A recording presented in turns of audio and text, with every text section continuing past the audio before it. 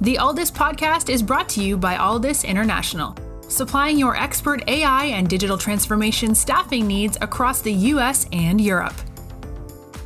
Today, you are listening to our ServiceNow series, where we interview the best and brightest of the industry to share their story, advice, and views on the exciting world of ServiceNow and digital transformation.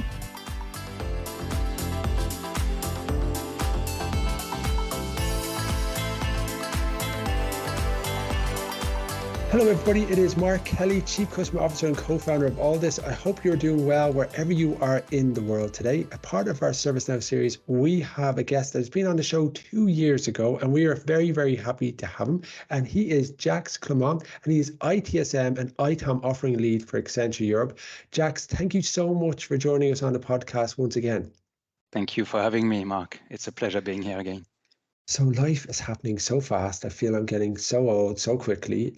2 years in a blink of an eye. What have you been doing for the last 2 years? Yeah, so obviously I changed company. I am now with Accenture in the ServiceNow business group. And like mentioned in my title, I'm heading the ITX, ITSM and ITOM offering for Europe. So I do a bit of consulting, of course, but also helping the different sales teams within Accenture to better position ServiceNow as a platform. Sometimes we position ServiceNow in a bigger deal than just Accenture, than just ServiceNow. Sorry, and I help the teams, really positioning ServiceNow where it should be and maximizing the value we can offer to the customer. People can underestimate. It's funny. I was on a panel session in Ireland during the week, and one of our co-panelists was actually from Accenture, and she gave an overview. Like, am I right in saying there's 740,000 people that work in Accenture globally? Absolutely. Yeah. It's just, the company is so big, so successful. It's incredible. So joining a company like that, sometimes you might feel like, well, where are you going to make an impact in such a large company? What was your rationale to do that? And tell us a little bit about what ServiceNow offerings Accenture has. Yeah, so I guess the rationale for joining a company like Accenture is actually in the fact that it's big in a good way because of its size and because it has both tech and consulting activities. You can really tackle some of the biggest ServiceNow projects and implementation it has to offer.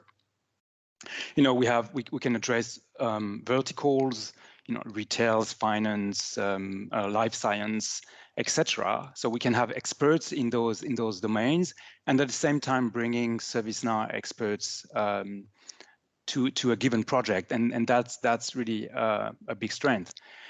Also, interestingly, Accenture is one of the biggest ServiceNow customer in the world, one of the top 5.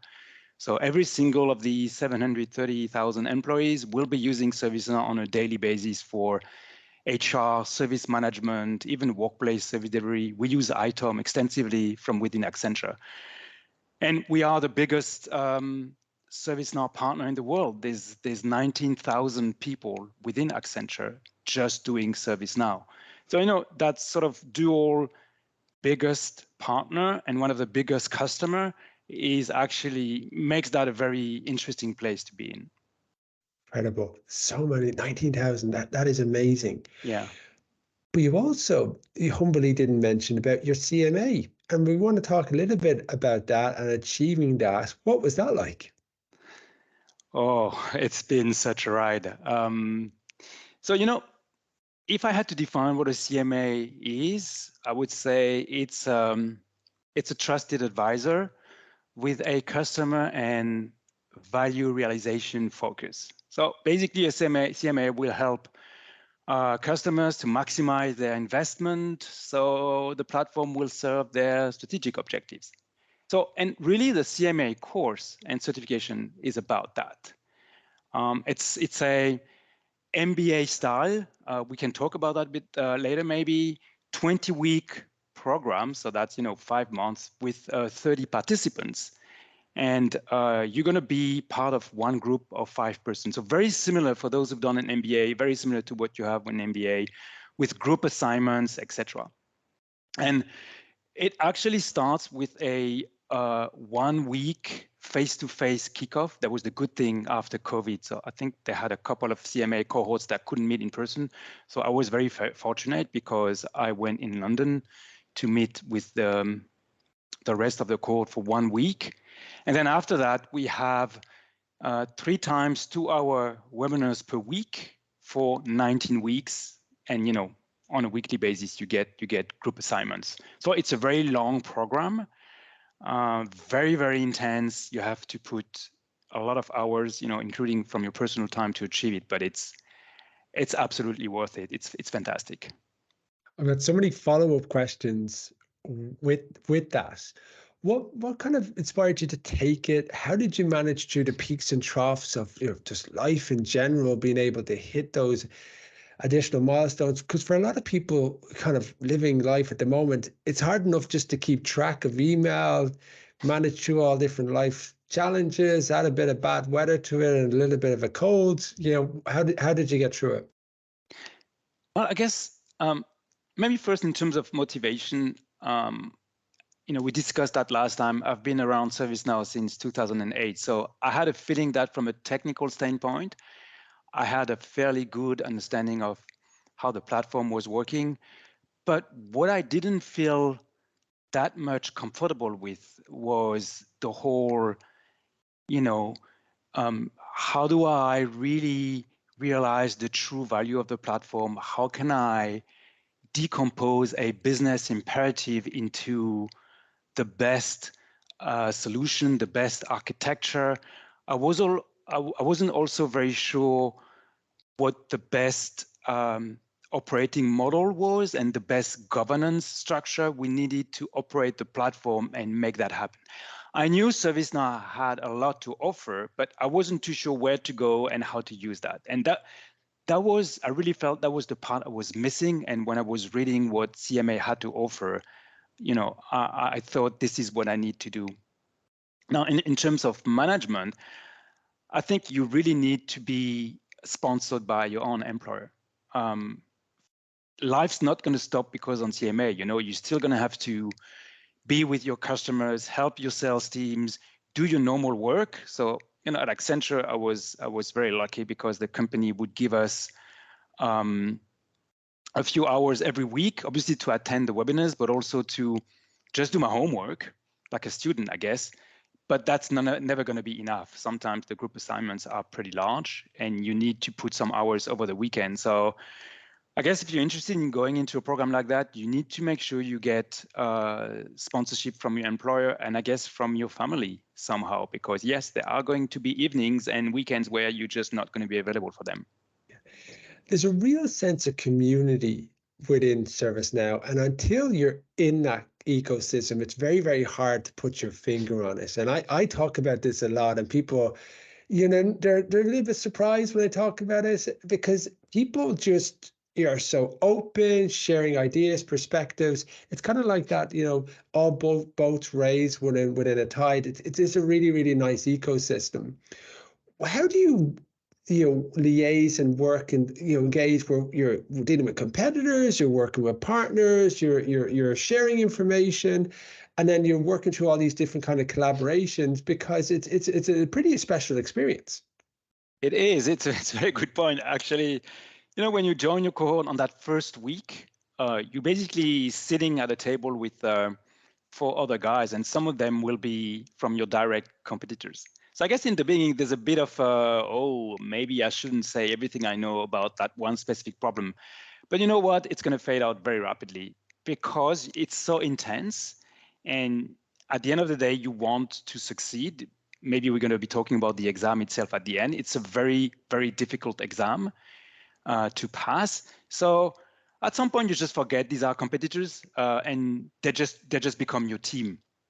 And I was very fortunate to be with 4 other amazing people from different partners and also one person from ServiceNow. And the first week, that immersion week that we had together in London, was so important because that's where you meet your colleagues, so to speak, in person. And even during the first week, it's going to be super intense. One night we worked until 1 a.m. to finish off our work. There's going to be some tension. You're going to have to work on those tensions, find a good group dynamic. So because of all of that, at some point you just forget they're working from one of your competitors, and you're just working towards being certified. And I believe this is also why this first week is important. You're going to build that relationship that you are going to need further down, because for the rest of the program, you're going to be meeting over Zoom or Teams. And if you did not manage to build sufficient trust during that first week, the rest of the program will be more difficult and not the same. I'm still meeting with the guys I used to do the CMA with. So, we really created an amazing bond altogether. I loved the way you're honest about that, because there is that feeling you're thinking, well, hold on a second here. We're going to be putting on armor in a couple of weeks, as you go to battle for different types of projects. And, there is that kind of rivalry, but it's also good to know that you're all different human beings and working together. And there is a sense of things are moving so quickly that it's very, very hard to try to, control it or pitch this as your true competitor advantage, because there's so much overlap as well. Maybe that's just the secret to the success of why ServiceNow ecosystem is doing so well. And we could actually have a separate topic on this. It's a particularly interesting one, and you're inspiring me actually now to do this for another topic. So I'm gonna come back to that. And we go into a little bit more about the examination process. What's involved? How challenging is this? And probably my next question would be: is what practical advice would you offer to other people who are going to go on this journey? During those 5 months, you're going to be talking about communication skills, how to decompose business imperatives into outcomes, and then a solution, and then a roadmap to implement it. You'll be talking about governance. There's a significant part about the platform itself, the applications, technical aspects, security, all of that, release management, citizen development, you name it. And really the exam at the end will try to address all of that. So the way it works, it's a 4-hour exam, and really it's a mock-up of a real customer presentation. And like I said, the exam lasts 4 hours in total. And at the beginning of the exam, so it's a monitored exam, at the beginning of the exam, you are given a case study that you never saw before. So a week before, you are going to be told about what industry the case study will be for. So you can do a bit of research on the industry on your own, but you don't know anything about the case study.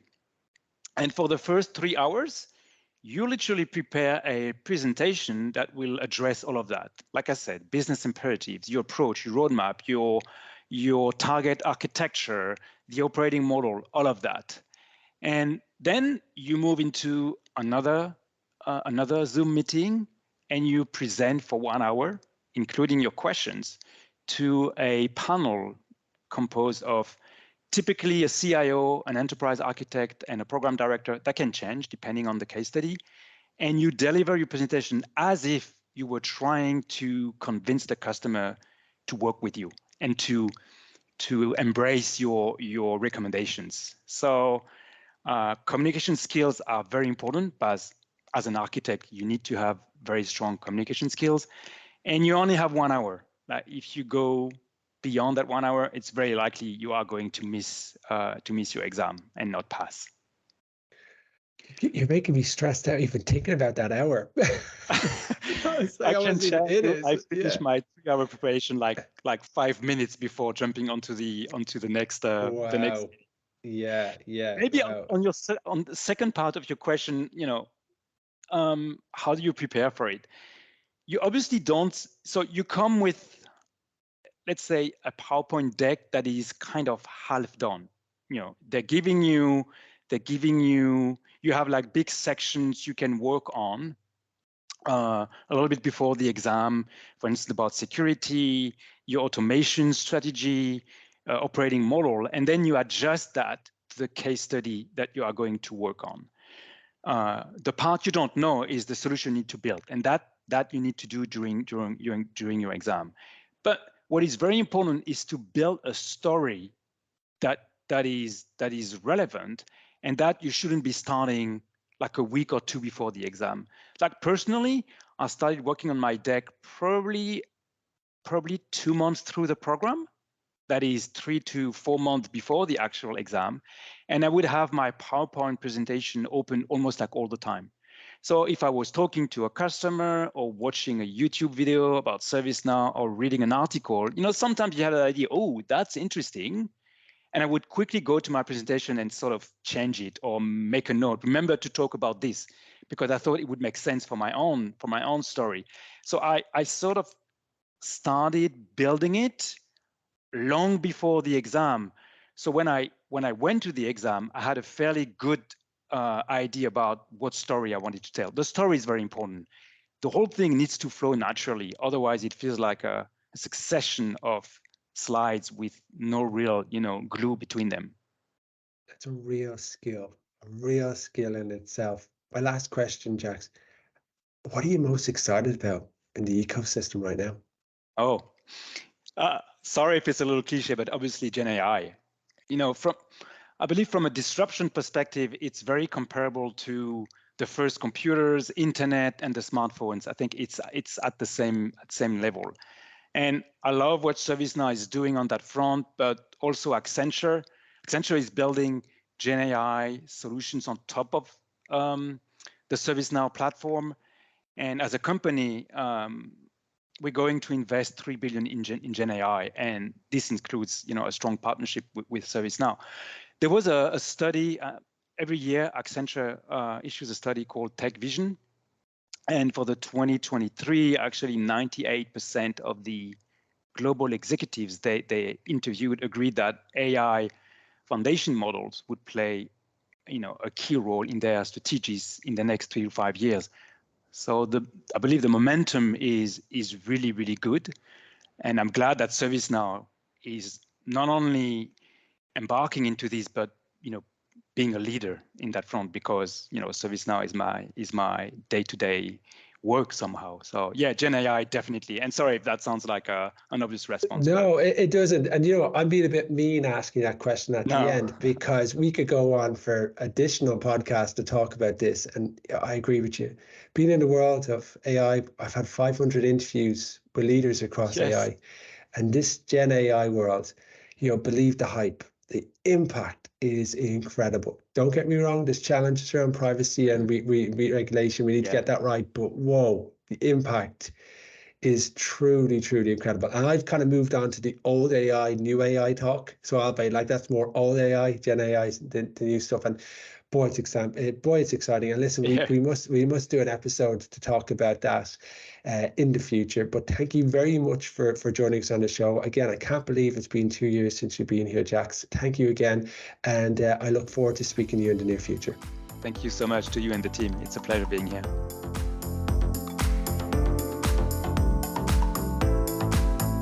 Thanks for listening to this episode of the Alldus podcast. If you enjoyed today's episode, don't forget to subscribe, rate, and review.